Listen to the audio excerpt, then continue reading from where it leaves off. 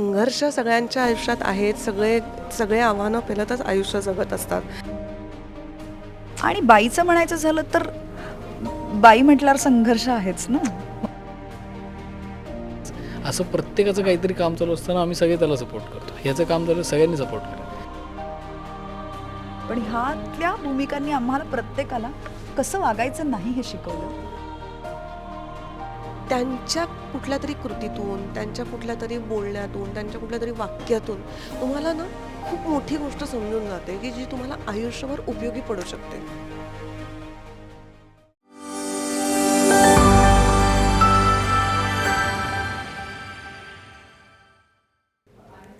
आयुष्यात दरवेळेला दुसरी संधी मिळतेच अशातला भाग नाही, पण त्या प्रवासाच्या दरम्यान मनात काही नेमकं गृहीतक बांधायचं असतं, ह्याची वाक्यांची जुळवाजुळव सगळ्यांनाच करता येते अशातलाही भाग नाही. आशेचा किरण नेमकं काय सांगून जातो आणि तो त्यावेळेला मनाला खरंच उभारी देतो का?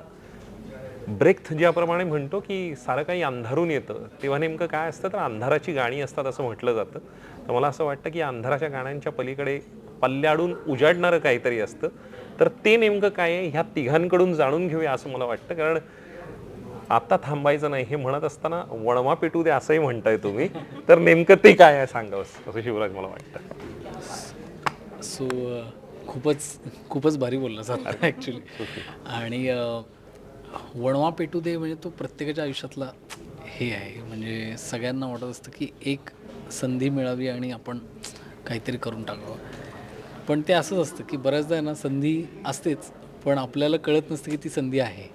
त्या फिल्ममध्ये कुठंतरी असंच आम्ही हे केलं आहे की म्हणजे गोष्टीतच असं आहे की अशी माणसं आहेत ज्यांना असं वाटलं की आपल्याला संधी नाहीच आहे. म्हणजे आता काय होणार आहे आयुष्यात, आता झालंच की संपलंच, किंवा आता त्याची गरज नाही आहे ना, आता ही संधी घेऊन मी काय करू.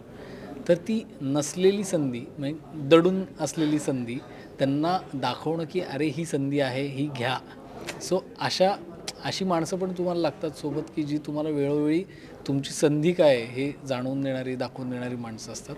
आणि तुम्ही तेवढ्या धैर्याने ती संधी घेणं आणि त्याचं काहीतरी करणं, म्हणजे त्यातनं काही चांगलंच होईल वाईट होईल आपल्याला माहिती आहे, पण किमान ते पाऊल उचलणं याच्याविषयी हा पिक्चर आहे असं मला वाटतं. म्हणजे तो वणवा ह्याच्याच विषयी. क्या बात.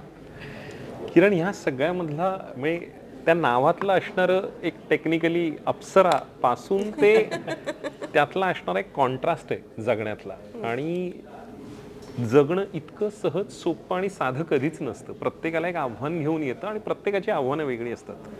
पण ही अप्सरा नेमकी तुला कधी भेटली आणि तुझ्या आयुष्यात अशा पद्धतीची अप्सरा तू पाहिले, तिला काही रिलेट करू शकलीस आणि तुझ्या जगण्याचा तुकडा तिला दिलायस का? सगळ्यात पहिले तर शिवराजला खूप मोठं थँक्यू. कारण मी त्याला तेव्हा पण सांगितलं होतं की मला हे नावच इतकं आवडलं क्या आहे बात आहे. की म्हणजे पुढं काही त्याच्या पुढे काय काय आपण विचार करायचा किंवा काय काय नाही ही नंतरची गोष्ट आहे. त्या नावाच्याच मी इतकी प्रेमात पडले की मला असं झालं की येस, हेच काहीतरी आहे जे नवीन आपल्याला करायचं आहे. आणि संघर्ष सगळ्यांच्या आयुष्यात आहेत. सगळे आव्हानं पेलतच आयुष्य जगत असतात. हे किती खरं असलं तरी बरेच लोक असे असतात आणि खास करून स्त्रिया मी बघितलं आहे की ज्यांना खूप सहन करत असतात. त्यांच्या आयुष्यात खूप प्रॉब्लेम्स असतात. त्या खूप कष्ट पण करतात. रोज सकाळवेळी उठल्यापासून त्यांच्या डोक्यात काहीतरी चालू असतं, पण ना त्या नेहमी हसतमुख असतात. म्हणजे मी काही बायकांना असं बघितलेलं आहे की ज्या घरातून भांडून जरी आल्या तरी बाहेर पडल्यानंतर त्या हसत हसत काहीतरी वेगळं एनर्जी पास करतात आणि तुम्हाला माहिती पण नाही पडत की ह्यांच्या आयुष्यात काहीतरी असं इतकं गंभीर काहीतरी चालू असेल.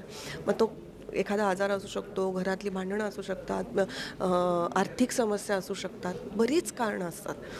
पण तरीसुद्धा त्या इतक्या जिद्दीने, हसत खुशीने आणि असं की हां ठीक आहे, हे तर प्रॉब्लेम्स आहेतच आहेत, मग ते काय घेऊनच चालायचे का, अशा नाही आहेत. आणि अशा स्त्रिया मी काही बघितलेल्या आहेत की ज्या कितीही काही कष्ट पडले किंवा किती थकून जरी गेलेल्या असल्या तरी येऊन एकदम हसतमुखाने काहीतरी बोलणार आणि आपल्याला एनर्जी देऊन जाणार. आणि मग आपल्याला असं वाटतं, म्हणजे असा अनुभव मला खूप वेळा आलेला आहे की आपण म्हणजे 5% सुद्धा आपल्याला यांच्या इतकं हे प्रॉब्लेम नाही आहे. तरीसुद्धा आपण सतत त्या 5%चाच इतका विचार करत राहतो आणि की आता कसं होणार याचा विचार करतो.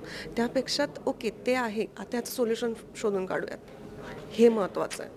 सो अशा पद्धतीची ही अप्सरा आहे की जिच्यात कॉन्ट्रास्ट आहे, तिला पण काय सहन करावं लागतं. तुम्ही जसं टीजरमध्ये बघितलं असेल की नवऱ्याचा तिला त्रास होतोच, कितीही काही असलं तरी ती बाहेर पडली की ती खुश असते, ती मैत्रिणीला भेटली की ती खुश असते, ती जेव्हा सगळ्या लोकांना भेटते, तिच्या वर्गातल्या लोकांना, तेव्हा ती खुश असते. सो अशी ती उत्स्फूर्त आहे. आणि शिवराजच्या एका शब्दात सांगायचं म्हणजे ती तिला त्रास किती होत असला तरी ती फटाकडी आहे, तर ती रडत नाही बसत. निश्चित. प्राजक्ता, म्हणजे तुझा जो टोन सेट झालाय केलाय तो. तसं तो नॅचरल नाहीच आहे ना. अगदीच नाही. अजिबातच नाही आहे ना. म्हणजे त्याचं कन्व्हिक्शन तू कन्फ्युज्ड आहेस का?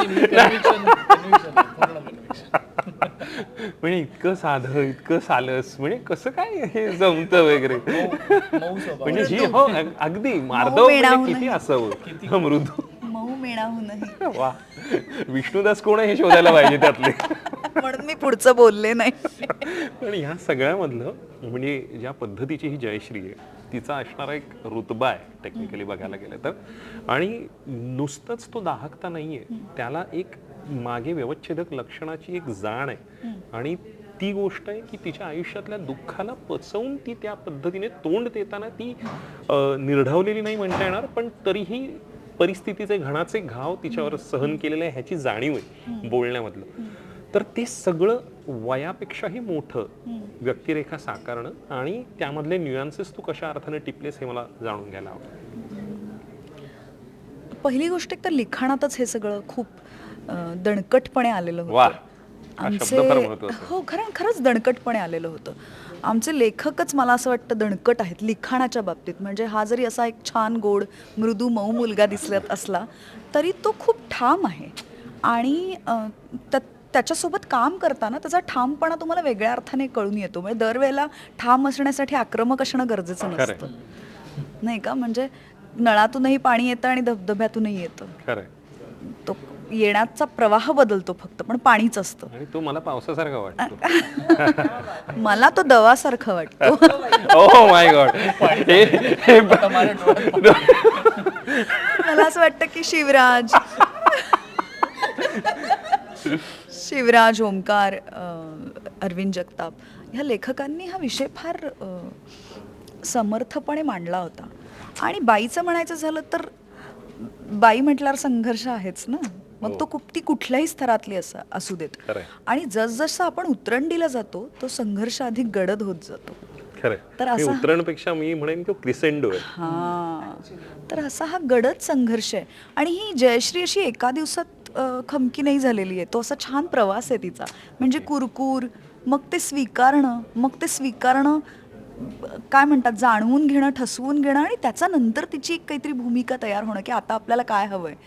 म्हणून मी आमच्या टीझरमध्ये पण एक शॉट आहे तो की मी बाहेर पडते आणि एक श्वास घेते. मी मघाशी म्हटलं की मला तो खूप आवडतो की आता तिला कळलंय की श्वास घेणं म्हणजे काय आहे.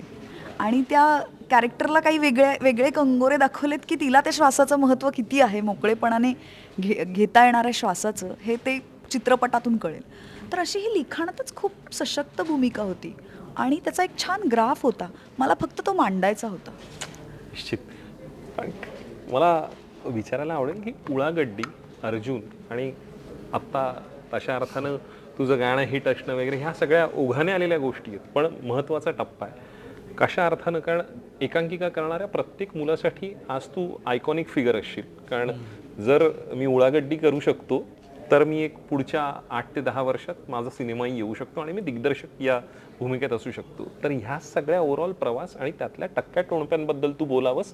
कारण आपल्याला नुसतं लाईमलाईट किंवा ग्लॅम झोन दिसत असतो, पण त्याच्या पलीकडे असणारे कष्ट याबद्दल तू सांगावंस. अगदी तुषार सरांकडे केलेली उमेदवारी आहे. सो मला अजून म्हणजे उळागड्डीच्या आधीपासूनच थोडं आवडेल सांगायला की आम्ही काही मित्र होतो. माझा नाटकाशी काही तसा संबंध म्हणजे शाळेत करायचो, 8वीत एक वर्कशॉप केलेलं बालनाट्याचं, त्यानंतर काही संबंध संपला होता. 12वीमध्ये माझा मित्र सूरज पारसनीस मला भेटला.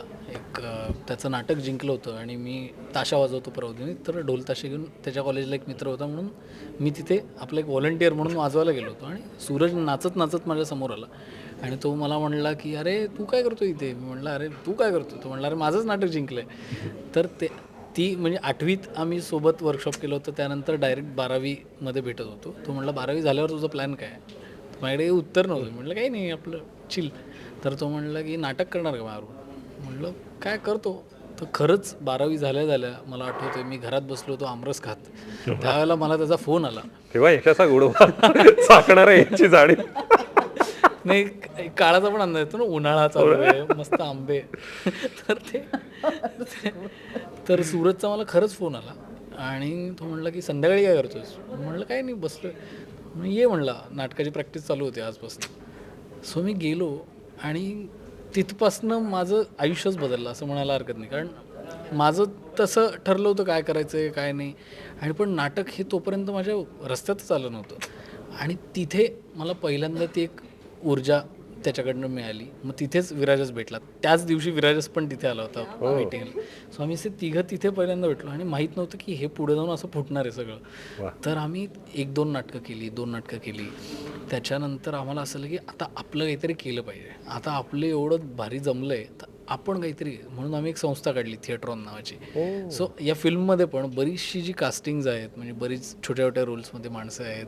इव्हन टेक्निशियन म्हणजे विक्रांत पवार नावाचा आमचा मित्र आहे जो याचा साऊंड रेकॉर्डिस्ट आहे. सो असे सगळे मित्र, ओमकार थिएट्रॉनचा आहे. तर ते असं ग्रुपनी आम्ही काहीतरी आपलं करूया असं एक नेहमीच होतं. मग उळागड्डीमध्ये ते ट्रान्सलेट झालं की ते आपलं काहीतरी, मग स्वतःचं काहीतरी असलं पाहिजे, केलं पाहिजे. आणि सपोर्ट करायला ही मंडळी आहेतच. असं प्रत्येकाचं काहीतरी काम चालू असताना आम्ही सगळे त्याला सपोर्ट करतो. ह्याचं काम चालू सगळ्यांनी सपोर्ट करा. सो असं करत करत करत फायनली आता ही फिल्म होण्याचं कारण पण मला वाटतं की या सगळ्यांचा सपोर्टच आहे. आता जसे सूरज, विराजस, ओमकार, विक्रांत हे जसे आहेत तसे मग अजून आता ही नावं याच्यामध्ये जोडली गेलेली आहेत की हे लोक आता म्हणजे आता सगळे सोबत आलेत आणि आता काहीतरी वेगळं तयार होते. उळागड्डीच्या वेळेला अजून ती कॉलेजमधली सगळी मित्रमंडळी होती. आज मी फिल्म करतो मला इतकं चांगलं, म्हणजे ते खरंच मला एकांकिका आत्ता मी जस्ट काल परवामध्येच 2-3 एकांकिका बघून आलो. तर मला ती जी एनर्जी आहे तेव्हाची, मला असं वाटतं ती जेवढी टिकवायचा प्रयत्न कराल ना, की म्हणजे एक तर असतं की प्रामाणिकपणा असतो की आपल्याला जे करतोय ते आपण 100% आपल्यासाठी करतोय हे सगळ्यात महत्त्वाचं आहे. मला वाटतं की तुम्हाला जोपर्यंत ती आग पेटत राहते तोपर्यंत तुमचं काम चांगलं होतं. आग एकदा विझली की मग तुम्ही फक्त टाईमपास करता. तर ती आग तेवत ठेवायचं काम मला वाटतं तोच खरा खेळ आहे. म्हणजे मधला एक काळ मी ठरवून गोष्टी करत नव्हतो, कारण मला वाटत होतं की नाही आत्ता थांबलं तरच मला पुढे काहीतरी नवीन सापडणार. मग त्या थांबलेल्या नवीन भरून घेण्यासाठी स्वतःतलं थोडं रितं होणंही गरजेचं. कारण काहीतरी एक म्हणजे आता सिरियल केल्यानंतर मला जाणवलं मी वर्षभर एकच काम करत होतो, तर आता मला थोडं ब्रेक घ्यायची गरज आहे. ते झालेलं मी थांबलो. म्हणलं आता मी थोडा वेळ ब्रेक घेणार, शांतपणे माझा अभ्यास चालू ठेवणार, मला जे काय करायचं ते करणार. सो मी त्यानंतर भरपूर नाटकांचे प्रयोग केले, हे केलं ते केलं, नवीन नाटकाचं लिखाणाचा प्रयत्न केला, बरेचसे फसलेही त्यातले. पण काम थांबलं नाही. म्हणजे काही मी त्यावेळेला विचार करत नव्हतो की पैसे कसे कमवणार आहे मी किंवा माझं पुढे काय होणार वगैरे, हा विचारच मी केला, अजूनही नाही करत. कारण काम करत राहायचं मला असं. आणि माझ्यासमोर एक्झाम्पल्स आहेत. म्हणजे भरत जाधव हे सगळ्यात मोठं एक्झाम्पल आहे. त्यांनी म्हणजे मला एक किस्सा सांगायचा वाटतो की आमचं त्या चाळीत शूट होतं एका, आणि ते लोकेशन बघायला आम्ही गेलो. मग बरेचदा खाली होते, ते तयार होऊन बसले होते आणि ते म्हणले मी येऊ का वर. म्हणलं या. लाईटिंग चाललं होतं. आम्ही दोघं ती एवढीशीच खोली होती अशी अक्षरशः, माझ्या शेजारी बसले होते आणि असं अचानक त्यांच्या डोळ्यात असं भरून आलं होतं त्यांना. म्हटलं काय आलं दादा. तर ते म्हणले एवढीच खोली होती माझी. मी जेव्हा चालू केलं होतं घरातनं पळून निघालो, मला माझं करायचं होतं, एवढीच खोली होती. म्हणलं आता एकदम असं बघून असं मला सॉरी नॉस्टॅल्जिक होते वगैरे असं तो मला. आणि मला तिथे असं झालं की यार त्यांचं लॉजिक ते की काम करत राहायचं आणि जेव्हा ते होईल तुम्हाला ते तुमचं मिळतं. आणि म्हणजे ते आदर्श असल्यासारखेच आहेत की त्यांच्याविषयी कोणीच कधीच असं बोलत नाही की अरे नाही त्यांनी काय म्हणजे त्यांना तर वगैरे. त्यांचे कष्ट आहेत ना त्यात, म्हणजे जेव्हा ते पडद्यावर पहिल्या फ्रेममध्ये उभे राहिले होते तिथे कळतं या माणसाचं काम किती आहे. म्हणजे जेव्हा ते इतके 15 ॲक्टर्स एका फ्रेममध्ये उभे असताना जेव्हा तुम्हाला कळतं की ह्या माणसाने काहीतरी काम करून आलं आहे, ते जेव्हा कळतं ना तेव्हा तो एक्सपिरियन्स ट्रान्सलेट होतो. सो मला वाटतं की भरत जाधव हे खूप मोठं एक्झाम्पल आहे अशा लोकांसाठी की ज्यांनी एकांकिका करत करत हळूहळू काहीतरी करायचा प्रयत्न करत आहेत. सो मी असेच आदर्श ठेवलेत की जे अगदी होत्याच म्हणजे नव्हतं तेव्हापासून त्यांनी ती आग लावायला सुरुवात केली आणि आज ते खूप मोठा वणवा म्हणून आपल्या सगळ्यांसाठी आहे. नाही नाही, आणि खऱ्या अर्थानं ते एक प्रेरणास्थान आहे आपल्या Exactly. म्हणता येईल. आता सहीच्या प्रयोगाला गेले होते आत्ता पुन्हा एकदा नव्याने, आणि आपला अमेय आहे ना, आमचा असिस्टंट डिरेक्टर रुद्र, तो तिथे आला होता. तर तो 2002चा आहे आणि सही 2002 पासून करतायत भरत सर. म्हणजे आज 2002 साली जन्माला आलेला मुलगा सुद्धा आज सही बघतोय. मला इतकं भरून आलं त्या दिवशी. आणि मी दुसऱ्या दिवशी आपलं फोटोशूट होतं ना 18 तारखेला, मी कितीतरी वेळ सरांशी सहीबद्दलच बोलत होते की ही केवढी मोठी घटना आहे सर, खरं. की तुम्ही ज्या काळात ते सुरू केलंय नाटक, त्या काळात जन्माला आलेला मुलगा आज ते नाटक बघतोय आणि तुम्ही ते तेवढ्याच तडफेने सादर करताय. खरंय. मला ही खूप मोठी गोष्ट वाटते. कधी कधी ना आपण आपल्या माणसांचं कौतुक करायला विसरतो. मला बऱ्याचदा असं वाटतं की आपल्याला ही गोष्ट शिकवली गेलेली नाहीये कौतुक करायची, तर ती नाही, जर आपल्याला एलकुंचवारांचं जे वाक्य आहे ना की जंगल पाहता पाहता ना आपण भोवतालचं आपल्या जवळचं झाड बघणं राहून जातं, तशातली गत आहे. मला असं वाटतं की आपल्यातली काही माणसं खूप मोठी आहेत, फक्त आपल्याला त्यांचं मोठेपण ओळखायला आपण खुजे ठरतो का आपण ओळखत नाही, का आपल्याला ही गोष्ट शिकवलीच गेलेली नाहीये का रुजवली गेलेली नाहीये, पण ती आपण आत्मसात करायला हवी असं मला वाटतं आत्ता या टप्प्यावर. निश्चित महत्वाचं आहे. किरण, या सगळ्यामधला तुझा जो प्रवास आहे, जो नॅशनल स्कूल ऑफ ड्रामा पासून इथपर्यंतचा येतो, त्याबद्दल तू सांगावंस. तू तुझ्या ओव्हरऑल या सगळ्याबद्दल, आणि आता थांबायचं नाहीचा शिवराज आणि ओव्हरऑल एक्सपिरियन्स या सगळ्यात. NSDचा म्हणजे मी 2012 साली मी मुंबईत आले आणि 2007 ते 2010 मी NSDत होते 3 वर्ष, आणि त्याआधी मी अहमदनगरला होते. आता ते अहिल्यानगर झालं आहे. सो मी तिकडे आणि तिकडे मी थिएटर करायचे, राज्यनाट्य स्पर्धा वगैरे, एकांकिका स्पर्धा करायचे. तेव्हा असं झालं होतं की ठीक आहे, आता शाळा चालू आहे, म्हणजे मी 9वीत होते तेव्हा मी सुरू केलं होतं नाटकात काम करायला. आणि मग मला आवडायला लागलं. असंच 8वीमध्ये एक वर्कशॉप केलं होतं, उन्हाळ्याच्या सुट्टीतलं जे वर्कशॉप असतं नाट्य प्रशिक्षण शिबिर, ते केलं होतं. आणि मग त्यानंतर हळूहळू मग नाटकात काम केलं, मग मला आवडायला लागलं. मग एकामागोमाग एक राज्यनाट्य आणि शाळा असं दोन्ही बरोबर चालू होतं. मग अर्थातच म्हणजे थँकफुली मला तेव्हा चांगली नाटकं होती, स्क्रिप्ट संहिता खूप चांगल्या होत्या आणि बरोबर खूप मोठे म्हणजे वयाने आणि एक्सपिरियन्सने मोठे कलाकार होते. त्याचा पण फायदा झाला आणि माझी आवडती कला असल्यामुळे सगळ्या गोष्टी मिळत जाऊन मला मेडल्स पण मिळाले, मग पारितोषिकं मिळत आहेत, मग राज्यनाट्य फायनलचे पण मिळाले, हिंदीचं पण मिळालं. मग मला अजून मजा यायला लागली. पण थँकफुली त्याच काळात ना मला एका मॅगझिनमध्ये कोणाचा तरी एक इंटरव्ह्यू होता आणि त्याच्यात खाली असं आलं होतं की national school of drama Delhi येथे नाट्य प्रशिक्षण शिबिर घेतलेलं आहे ही व्यक्ती आहे. आणि मग मला असं म्हटलं की अरे ह्याच्यात पण शिक्षण घेता येऊ शकतं, असं काहीतरी आहे. आणि मी तेव्हा 9वी 10वीत वगैरे होते. मग 10वी झाल्यानंतर अर्थातच कुठली साईड घ्यायची, तर मला सायन्स आवडत होतं पण मी नाही घेतलं, कारण मला म्हटलं सायन्स घेतलं तर आपल्याला हे काही करू नाही द्यायचे घरातले, अभ्यास करायला लावतील. म्हणून मग मी कॉमर्स घेतलं, मधला सेफ मार्ग. आणि नाटकं चालूच होती तरीसुद्धा वडिलांना म्हटलं की मी कॉमर्स घेतलं म्हणजे मी CA वगैरे करणार. माझ्या मनात NSDला जायचं होतं. आणि मग फायनली मी एक दिवस त्यांना सांगितलं की मला असं असं दिल्लीला जायचं आहे म्हणून. त्यांच्याकडून पण सपोर्ट आला. म्हणजे आमच्या घरात कधीच असं झालं नाही की आम्ही जे सांगतो तेच करायचं, तुम्हाला ज्या क्षेत्रात आवड आहे ते तुम्ही करा, हेच प्रोत्साहन नेहमी घरातून मिळालं. मग मी NSDला गेले आणि तिकडून आल्यानंतर मला इथे मुंबईत जेव्हा काम सुरू करायचं होतं तर मला असं, कारण मी कधी मुंबईत आलेलीच नव्हते, मला कधीच माहिती नव्हतं मुंबईचं काही, किंवा कशा पद्धतीने आपण अप्रोच व्हायचं लोकांना, काय काय सांगायचं. बुजरी पण होते, त्यामुळे असं सांगता नव्हतं की मी असं NSDमधून आले. त्यामुळे खूप वर्ष NSDचे जे माझे सिनियर्स आहेत त्यांच्यासोबत एक्सपेरिमेंटल नाटक, मग हिंदी सिनेमा ओळखी होत्या त्यामुळे हिंदी सिनेमा, आणि मग त्याच्यात जास्त काम केलं. 2 मराठी नाटकं केली व्यावसायिक नाटकं. तेव्हा मात्र मग काही लोकांना मी ओळखू लागले, म्हणजे मला माहिती होतं ते पण थोडंसं ओळखायला लागले. छोट्या छोट्या भूमिका केल्या होत्या. शिवराजचा एक दिवस फोन आला. शिवराज आणि अर्पिता भोगरदरे आमची मैत्रीण, आणि तिने मला सांगितलं की असं असं शिवराज एक फिल्म करतोय. आणि म्हटलं हो शिवराज करतोय का? म्हणे हो. म्हटलं हां चालेल चालेल मी करते. ती म्हणे अगं पुढचं तर ऐकून घे.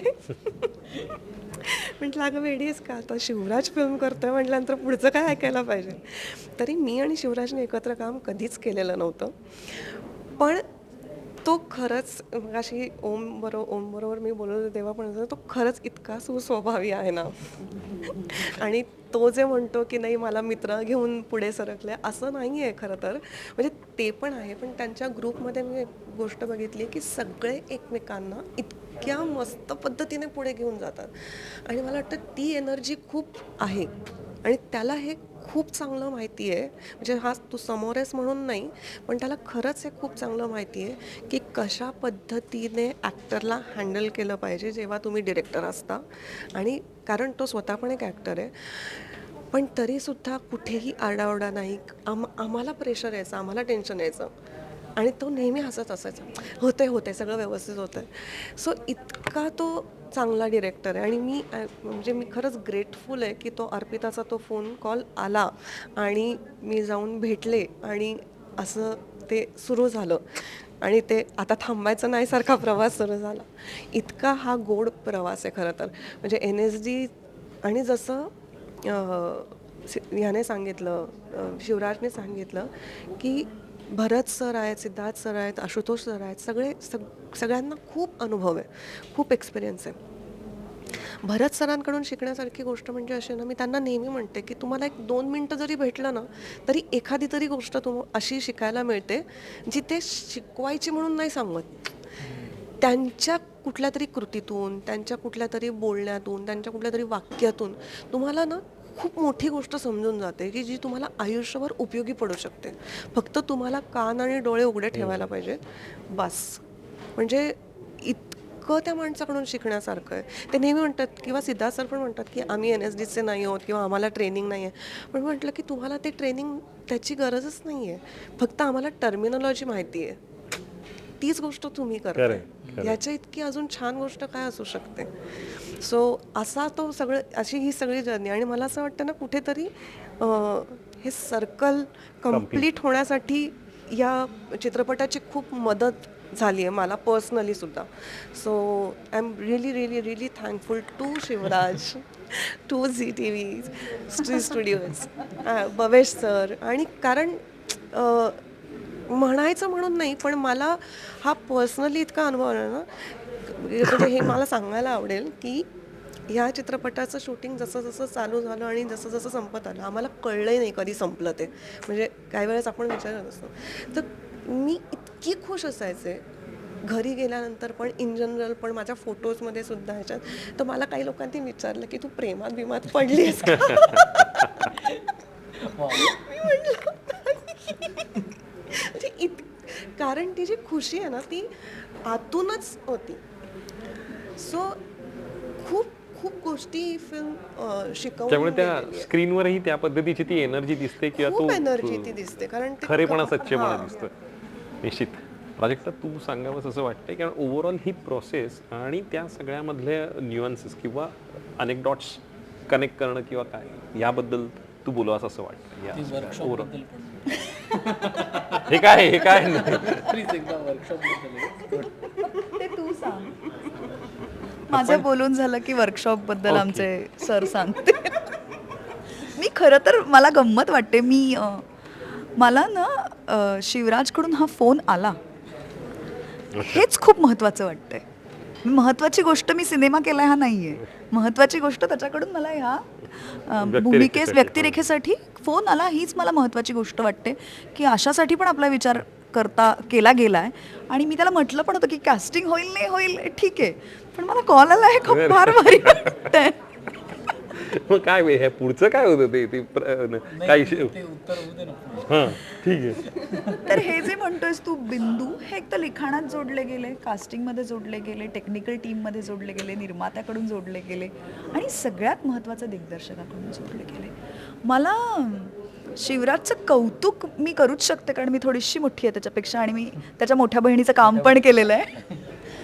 पण त्याला माहिती होतं काय करायचं, तो तितकं शूट करत होता.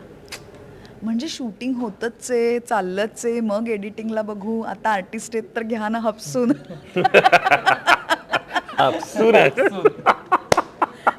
असला प्रकारच नव्हता रे. इतकं छान त्याला माहिती होतं की इथे एवढं, इथे एवढं, इथे एवढं, आणि त्याला क्लिअर होतं की ह्या भूमिकेकडून त्याला मला काय नकोय हे नेमकं माहित असणार, त्यामुळे काय हवंय हे आपोआप क्लिअर होतं. एक्झॅक्टली. तर ते इतकं छान होतं आणि त्यामुळेच या भूमिकांनी आम्हाला आयुष्यात काय करायचं नाही हे शिकवलं. क्या बात आहे. काय करायचं हे तर खूप भूमिका शिकवतात, पण ह्यातल्या भूमिकांनी आम्हाला प्रत्येकाला कसं वागायचं नाही हे शिकवलं. माणूस म्हणून आपण दुसऱ्या माणसाचा विचार करू शकतो, फक्त माणूस म्हणून. रंग बाजूला ठेवून, धर्म बाजूला ठेवून, लिंग बाजूला ठेवून, जात बाजूला ठेवून, तो कसा आहे, कुठून आलाय, त्याचं बॅकग्राऊंड काय, तो कसा राहतोय, कसा खातोय, कसा पितोय, त्याच्या सवयी काय, ह्या सगळ्या गोष्टी बाजूला करून ही सगळी आवरणं उतरवून आतला माणूस बघता येऊ शकतो. आणि ते खूप सोपं आहे. मला असं वाटतं इतक्या सगळ्या गोष्टी आता थांबायचं नाही आणि पर्यायाने शिवराजनी दिलेल्या आहेत. आणि वर्कशॉपचं काय ते अरे काय तू एंट्रिक बिल्ड करून असा. ते शिवराज सांगेल. मी ना असं कुठल्या तरी भूमिकेसाठी खूप काहीतरी तयारी करूयात, त्या निमित्ताने काहीतरी विचार करूयात, मला जरा स्क्रिप्ट पाठवा, मी एक वर्किंग अशी पद्धतच नाहीये. मी स्किट करणारी मुलगी आहे, त्यामुळे पटापटा कॅरेक्टर सापडायची आणि ती 15 मिनिटात सादर करायची. प्रहसन. हा, त्यात जितकं त्यातलं शोधता येईल तितकं बघायचं, या पद्धतीची मी मुलगी होते. त्यामुळे शिवराज म्हणाला की शूटिंगच्या आधी आपण 1-2दा भेटणार आहोत. म्हटलं कशाला, तर तो म्हणाला वर्कशॉपला. म्हटलं त्यात काय करायचं, तर तो म्हणाला आपण सीन बिन वाचू. म्हटलं पण ते सेटवर वाचणारच होत ना. पण तू असं म्हटल्यावर त्याची रिएक्शन काय होती? नाही ये ग, अगं ये ग, वाच जरा, तू लवकर जा पाहिजे तर. आपण एक 2 सीन तरी म्हणजे आल्यानंतर. पण मला असं वाटतं की त्या येण्यामुळे दोघंही एकमेकांना कळलो, दिग्दर्शक आणि ऍक्टर म्हणून, की मला कळलं की ह्याला काय हवंय, आणि त्यालाही कळलं की हा म्हणजे हिला येतंय फक्त. हा, तुला काय कळलं ते तू सांग. सो असं होतं की मला म्हणलं की अगं आपण असं एक वर्कशॉप वगैरे. ती म्हणली कशाला, काय कसलं वर्कशॉप आहे. म्हणलं काही तुला करायचं नाही आहे, जस्ट येऊन आपण सीन वाचू, काय अजून त्यामध्ये कॅरेक्टर वगैरे. म्हणले अच्छा हां येते पण मला जायचं ना दुपारी 2ला. म्हणलं हो पुण्याला पाठवणार तुला. आणि मग ती आली आणि मग तिला असं स्क्रिप्ट वगैरे दिलं, तर तिला असं सगळं नवीन वाटत होतं. की ती म्हणत होती की आता ते आपण कधी करणार आहोत, असं एक एनर्जी असते ना की आता हे करायचं का, आता हे करायचं का असं. मला असं वाटलं की ती गंमत करते. हो. आणि असं होतं की फिल्ममध्ये ह्या दोघी सतत एकत्र असणार. आणि मी असं पहिल्या दिवशीपासूनच बॉम्ब लावायला सुरुवात केली होती की सगळे एकत्र पाहिजे, सगळ्यांचे एकत्र सीन हे तर मला ते बॉन्डिंगवरती, सेटवरती जेवढा वेळ मला दिसत होतं की 17 ॲक्टर्स एका दिवशी असताना त्यामध्ये मी 2 जणींचं बॉन्डिंग कसं काय काढायचं. तर म्हटलं की 1-2 तास भेटूया, पण काहीतरी वाचूया. असं तुझी थॉट प्रोसेस काय आहे किंवा हिची थॉट प्रोसेस काय आहे. तर मी थॉट प्रोसेस म्हणल्यावर ते हसायला लागायचे. तर आम्ही, आणि इनफॅक्ट ते भेटल्याचं इतकं भारी झालं की आम्हाला एक जो सीन होता ह्यांचा दोघींचा पहिला सीन आहे, फोन कॉल एक, तर तो सीन आम्ही वाचला आणि त्यात हिनी 4 गोष्टी तिने स्वतःनीच ॲड केल्या. आणि मग हिनी ते ऐकून, मग हिचं ऐकून, मग हिची काय रिॲक्शन, आपोआप एक कॅरेक्टरचं वर्ल्डच तयार झालं त्यांच्यासाठी. आणि तिला म्हणलं आता हे तू लक्षात घे, सोडून दे आता डायरेक्ट सेटवर. आणि मग ह्याचं सगळ्याचं क्रेडिट ना शिवराज मी स्किट्सना देईन इतके वर्ष. कारण मी ना जरी विनोदी प्रहसन सादर करत असले तरी त्यांचा शेवट कायम गंभीर असायचा. आणि मी तो कधीच वाचायचे नाही. माझं म्हणणं असायचं की आपण शेवटपर्यंत वाचूयात आणि जो शेवट आहे तो तसाच ठेवूयात. तो मी स्किटला जाता जाता वाचते आणि मग त्याचं काय व्हायचं ते होऊ देत. सो मला असं वाटतं त्याचा एक आपल्याकडून पण एक वेगळा इम्पॅक्ट येतो. या पद्धतीचं माझी प्रोसेस आहे. तर म्हणून मला असं वाटलं होतं की आधी कशाला स्क्रिप्ट वाचायची एवढी. आणि फार इंटरेस्टिंग आहे रे. ही मैत्रीण आहे ना, आता सेटवर आल्यावर झाली की ही मैत्रीण काही आहे ग ही मैत्रीण, म्हणजे ह्याच्यासाठी आधी भेटायची काय गरज आहे. सो मी खूप भोळी होते रे. मागे शिंकला बघतो. हो की नाही. नाही, भोळी आहेच, भोळीविषयी काहीच प्रॉब्लेम नाही. मग म्हणजे त्याने दाखला पण देऊन टाकला म्हणे, त्याला व्हॅलिडेट पण केलं इमिजिएटली. बरं, ह्या सगळ्यामध्ये 3 आयकॉनिक फिगर्स तुझ्याबरोबर आहेत. बाकी सगळे तेवढेच महत्त्वाचे आणि जाणीव संपन्न आहेत. पण ह्या सगळ्यातलं गोवारीकर, भरत जाधव, सिद्धार्थ जाधव, वेगवेगळ्या स्तरावरची, वेगवेगळ्या प्रतलावर काम केलेली, ग्लोबलाइज सिनेमाला मराठी पण बहाल करणारी अशीही माणसं आहेत. ह्या सगळ्यांना एकत्र मोठ बांधताना नेमकं आव्हान काय? सो ह्याचं सगळं क्रेडिट त्या स्क्रिप्ट पाशीच येऊन किंवा त्या गोष्टीपाशीच येऊन थांबतं की ती गोष्ट मला जितक्या ह्यानी आवडली होती किंवा प्रोड्युसर्सला जितक्या ह्यानी वाटलं की ह्याचं काहीतरी करायला पाहिजे. सो ते जे आहे ना, मला स्क्रिप्ट लिहिल्या म्हणजे लिहितानाच सगळ्यात पहिलं नाव हे भरतदादाचं आलं होतं. क्या बात आहे. कारण की ते कॅरेक्टर जसं सुचलं तसं असं झालं की हे भरतदादाला ऐकू आणि त्याला करायला भाग पाडू. मी रोज जाऊन घरात बसीन, पण मी त्यांना हे करायलाच लावीन. पण तसं काही नशिबाने करावं लागलं नाही. आणि ते सांगायचं राहिलं की मी तुषार सरांबरोबर श्रीकांत नावाच्या फिल्मवरती काम करत होतो. तर तेव्हा असं आलं होतं, मी एक शॉर्ट फिल्म केली होती अर्जुन नावाची, जी एका अंध मुलावरती होती. आणि श्रीकांत हा सिनेमा पण एका अंध व्यक्तीवर होता. ती पण इन्स्पिरेशनल गोष्ट आहे. आणि असं सो तुषार सर हे फिल्मफेअरच्या ज्युरी पॅनलवरती होते. सो त्यांनी शॉर्ट फिल्म बघून मला फोन केला आणि शॉर्ट फिल्मला अवॉर्ड मिळालं होतं वगैरे. तर त्यांनी इंस्टाग्रामवर मला मेसेज केला, माझा नंबर नव्हता तर, की असं मी ज्युरी होतो, तर मला तुला भेटायला आवडेल आणि तुझ्या फिल्ममधला पोरगा जो आहे त्याला मला कास्ट करायचं आहे. तर मी म्हटलं ठीक आहे, मी करतो सगळी व्यवस्था असं म्हणून. आणि मला असेल की एवढा मोठा डिरेक्टर, एवढे मोठे ते प्रोड्युसर वगैरे आहेत आणि त्यांनी मला असं इंस्टाग्रामवर मेसेज करून कौतुक का करतात. सो मी त्यांना भेटायला मुंबईला आलो आणि ते म्हटलं की मी असं एक फिल्म करतो, राजकुमार राव काम करतो आहे आणि एक अंध माणसाची स्टोरी आहे, तर मला तुझी मदत लागणार आहे. तर मला त्यांचा जो स्वभाव आहे ना तुषार सरांचा, तो फार असा एकदम मॅजिकल वाटला की तो माणूस बिंदास कौतुक करत होता आणि बिंदास वाईट पण बोलत होता गोष्टींविषयी. आणि त्याची मतं जी आहेत ती सरळ सरळ तोंडावर सांगत होतं की हे असं वाटतं मला, ते तसं वाटतं हे फिल्ममध्ये. आणि त्यांनी मला श्रीकांतचं स्क्रिप्ट दिलं डायरेक्ट पहिल्याच भेटीत. ते म्हणले हे स्क्रिप्ट वाच, तुला काय वाटते कळव. म्हटलं मी आत्ता कुठून तरी पुण्याहून शिवनेरी बस पकडून आलेलो की संध्याकाळी निघायचं या तयारीत. मी मला आत्ता स्क्रिप्ट डायरेक्ट तुमच्या पुढच्या सिनेमाची स्क्रिप्ट वाचायला देत आहे आणि राजकुमार त्यात काम करणार. आणि राजकुमारराव माझा खूपच आवडता नट आणि असं. तर मी ते वाचलं, थोडं वाचलं. त्यांना म्हटलं थोडं मला इथे असं वाटतं. ते म्हणले हां. मग त्यांनी रायटरला फोन लावला.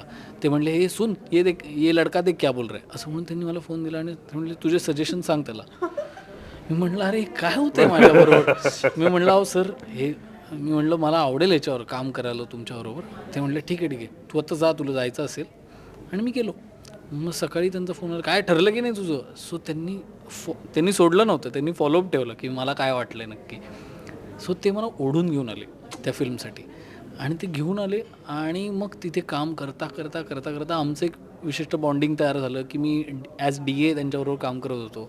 आणि मग रोज स्क्रिप्टवर नरेशन बसणं, हे करणं, नंतर राजकुमारसोबत काम करणं. सो या सगळ्या गोष्टींमधनं ना मला तो एक कॉन्फिडन्स त्यांनी तो बिल्ड केला की एक काहीतरी सिनेमा डिरेक्ट करण्यासाठी तुझ्यात म्हणजे तू तयार आहेस अशा ह्यानी त्यांनी मला एक. आणि इवन ते आज प्रोड्युसर म्हणून स्वतः उभे आहेत सोबत. सो याच्याहून मोठं म्हणजे प्रेरणा ती असूच शकत नाही. सो मला वाटतं की तिथून तो प्रवास चालू झाला होता की या सगळ्या लोकांना भेटणं किंवा यांच्याबरोबर काम करणं. सो तुषार सरांकडनं तो कॉन्फिडन्स आला की फार तर फार काय तू गोष्ट ऐकवशील ते नाही म्हणतील त्यांनी, तू काय मरून जाणारस का, तू काहीतरी करशीलच ना, तुझी गोष्ट सांगायची आहे तुला. सो मी जेव्हा स्क्रिप्ट झालं तेव्हा भरतदादाचं पहिलं नाव आलं होतं. भरतदादा श्रीकांतमध्ये एक छोटा रोल त्यांनी केला होता, कॅमिओ. तर मी भरतदादांना डायरेक्ट जाऊन म्हटलं की मी त्यांच्यावर कामही केलं होतं डॅन्टा डॅनमध्ये आणि असं. सो मी जाऊन म्हटलं दादा मी एक लिहिलं आहे काहीतरी आणि ते तुम्हीच करावं असं मला वाटतं. ते म्हणले अरे हो करतो, आधी मला ऐकव मला काय आहे. मी त्यांना सांगितलं असं असं आहे. ते म्हणले तुला माहिती आहे ना मी बरीच वर्ष काम नाही करत आहे एवढ्याच एका कारणासाठी की मला वाटेल ते रोल नाही करायचे, मला हवे तसे रोल करायचे. म्हणलंच तर तुम्हाला डोळ्यासमोर ठेवून लिहिलेला रोल आहे. सो मी त्यांना जेव्हा पहिल्यांदा वाचून दाखवलं तर त्यांनाच असं झालं की हे चांगलं आहे रे, म्हणजे खूपच चांगलं, मस्त वाटतंय असं त्यांनी एक हे केलं. आणि मला तिथे एक हे झालं की हां चला भरत दादा आले, आता म्हटलं आता पुढचं आहे सिद्धू. तर मग सिद्धू दादाला म्हटलं सिद्धू दादा मी काहीतरी लिहिलं आहे ते तुम्हाला ऐकवायचं आहे. म्हटलं अरे भेटू ना वगैरे असं करून आम्ही गेलो बँड्राला भेटलो आणि त्याला ऐकवलं. तर त्याला पहिले 2 सीन मी त्याला ऐकवले होते फक्त, आणि ते 2 झालं तो म्हणलं मी करतोय रे, हे मी करतोय फिल्म, मला तू स्क्रिप्ट नंतर ते बघू आपण, मी ही फिल्म करतोय असं त्यांनी मला डायरेक्ट सांगून टाकलं. सो असं झालं की म्हणजे काहीतरी आहे या गोष्टीत, काहीतरी प्राण तयार झाला आहे जो मला आणि ओंकारला असं वाटतं की हां म्हणजे काहीतरी मिळालं आहे आपल्याला जे मजेशीर आहे. मग एक या सगळ्यांना भेटत गेलो. Even Om was a challenge, कारण ओम पण खूप वर्ष काम करत नव्हता. मुळशी पॅटर्न नंतर त्यांनी हार्डली 1-2 कामं केली, पण तेही खूप चुझी आहे तो ॲक्टर म्हणून, आणि ॲक्टर म्हणून तर मी त्याचं म्हणजे वेळासारखा फॅन आहे. सो त्याला जेव्हा पहिल्यांदा ऐकवलं तर तोही हो म्हणाला. तर मला असं झालं की खरंच काहीतरी आहे म्हणजे. मग असं करत करत फायनली सगळ्यात लास्ट कास्टिंग हे आशू सरांचं होतं. हो का, मला वाटलं माझं. नाही आशू सरांचं. आम्ही बोललो आणि वर्कशॉपसाठीच विचारलं. अगं हो, पण Ashu sir final. So Ashu sir was final casting. बरं. कारण ही करणारे माहिती होतं मला. तर मग आम्ही त्यांच्याकडे मी ह्या तयारीने गेलो होतो की हे नाही म्हणणार आहेत, कारण ते कशाला करतील आपली फिल्म, एक मराठी फिल्म, म्हणजे मी कोण, मी पहिला दिग्दर्शक, पहिली फिल्म, आणि अशा ह्याच्यात ते कशाला हो म्हणतायत असं म्हणून मी गेलो होतो. आणि मी त्यांना असं असं वाचून दाखवली, म्हटलं अशी अशी गोष्ट आहे, असं असं तुमचं कॅरेक्टर आहे वगैरे वगैरे वगैरे. तर ते म्हणले छान वाटतं आहे, मला स्क्रिप्ट पाठव. म्हटलं लगेच पाठव. लगेच तिथनंच PDF मेल केली. आणि मग त्यांनी दुसऱ्या दिवशी फोन केला. ते म्हणजे मी 2 वेळा वाचली स्क्रिप्ट तुझी, मी काही पॉईंट्स पण काढलेत आणि मी करतो आहे फिल्म. सो मला असं झालं की 1 मिनिट हे काय झालं. म्हणजे तुषार सरांचा मला फोन आला की आशू सर कर रे हा फिल्म हो आहे. म्हणलं हो आमचं झालं जस्ट बोलणं. तर ते म्हणले की झालं आहे. सो मला असं झालं की अचानक तुमच्यासमोर ताटच आणलं की आता भूक लागली होती ना, आता जेव, आणि सगळं येतं ताटात जेवायला. सो मला ते असं फिलिंगच, म्हणजे पहिल्या दिवशी जेव्हा सीन म्हणजे ते ॲक्शन म्हणायचं होतं आणि तो एक सायलेन्स तयार होतो ना की रोल साऊंड, रोल कॅमेरा, आणि त्याच्या पुढेही एक सायलेन्स जातो की ज्याच्यानंतर ॲक्शन म्हणायचं असतं. तर ती पहिली फ्रेम जेव्हा लावली होती त्यामध्ये हे सगळे उभे होते, आणि ती फ्रेमही अजून माझ्या असं डोळ्यासमोर आहे की ते असं सगळे उभे होते आणि सगळे असे ॲडजस्ट होत होते फक्त की ते थोडं तिकडं असं. आणि त्या ह्याच्यात मला कळलं होतं की सगळे कॅरेक्टरमध्ये आहेत, कोणालाच मला काही सांगायची गरज नाही. सो ते फिलिंग जबरदस्त होतं, आणि मी तिथे ॲक्शन म्हणालो आणि मग ती गाडी चालू झाली. आणि आता या सगळ्यामध्ये मला फक्त तुमच्यासाठी एवढंच म्हणायचं वाटतं, आता थांबायचं नाही. Wish you love luck and success. आणि इतके आपल्यापर्यंत तुम्ही लेट्सअपशी गप्पा मारल्यात त्याबद्दल मनपूर्वक धन्यवाद. Thank you so much. तुझं इतकं छान मराठी आम्हाला ऐकायला मिळालं. किती सुंदर प्रश्न विचारतोस तू. थँक्यू. आणि मग ते तयारीने असतात तरी ते खूप सहज वाटतात आणि सुंदर ऐकायला मिळालं मराठी. थँक्यू. त्यामुळे तुझे खूप खूप आभार. Thank you so much. सोशल मीडियाच्या भाऊ गर्दीत विश्वासार्हतेने चकाकणारे नाव म्हणजे लेट्सअप मराठी. सगळ्यांना, सगळ्या नागरिकांना ती स्पीच, ती लेट्सअप वरील मुलाखती म्हणजे विचारांचा खजिना. त्यानंतरच्या निवडणुकीमध्ये मला सोडून गेले. बातम्या केवळ वस्तुस्थिती सांगणाऱ्या, न प्रोपगंडा, फक्त जनतेचा अजेंडा. क्योंकि आने वाला कल जाने वाला है, जाने वाला कल आने वाला है. राजकारण, मनोरंजन असो की क्रीडा क्षेत्र, महाराष्ट्राची स्पंदने संवेदनशीलतेने टिपणारे माध्यम म्हणजे लेट्सअप मराठी. जगासोबत एक पाऊल पुढे राहण्यासाठी लेट्सअपचे ॲप, सोशल मीडिया आणि वेबसाईट सोबत कनेक्टेड रहा.